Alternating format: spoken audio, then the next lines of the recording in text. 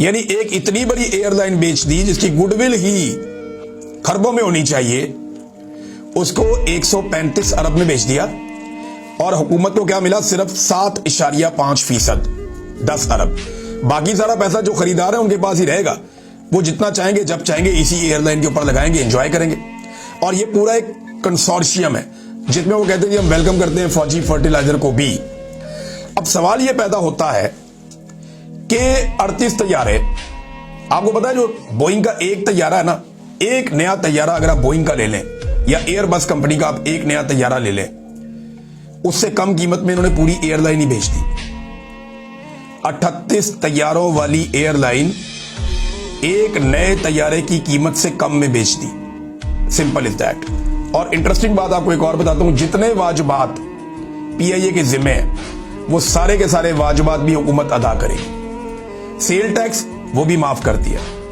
और उसके अलावा 1 साल के बाद ये जितने मुलाजमीन है सारे के सारे हुकूमत अपने खाते डाल लेगी। और 1 साल के बाद इनकी तनख्वाहें और इनकी पेंशन ये हुकूमत के जिम्मे आ जाएगी। यानी एयरलाइन दे दी, एयरलाइन का सारा बोझ अपने ऊपर ले लिया। एयरलाइन की सारी मुनाफा बख्श चीजें बेचनी कितने में? 10 अरब रुपए में। अगर इस तरह बेचनी थी ना तो दुनिया के बेशुमार लोग इसको खरीदने के लिए आ जाते। क्या इन्होंने सौदा किया है और इन्होंने मिलकर ना आपस में बंदर बांट कर लिए, मुझे तो ऐसा दिखाई दे रहा है। पूरी दुनिया इस सौदे के ऊपर हैरान हो रही है कि इस किस्म का सौदा कौन करता है। यानी जितने में पीआईए बेची है इससे ज्यादा पैसों की तो फायरवॉल लगा ली थी पाकिस्तान में। जितने में पीआईए बेच दी इतने की तो सड़क एक बनती है पाकिस्तान में। भाई जितने की पीआईए बेच दी है इतने की तो बस कंपनी नहीं बनती। पूरी की पूरी पीआईए उठा के बेच दी और वो पैसा उन्हीं के पास रहेगा। वो जब चाहेंगे इस्तेमाल करेंगे, जितना चाहेंगे इस्तेमाल करेंगे।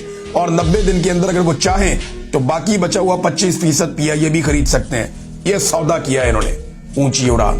फिर मुंह ऐसी ऊंची उड़ान का आप लोगों की बेड़ा गर्क किया अपने पाकिस्तान की इकोनॉमी का। अब एक एक करके पाकिस्तान के असासे फरोख्त कर रहे हैं। ये बेच के भाग जाएंगे पाकिस्तानियों, याद रखना।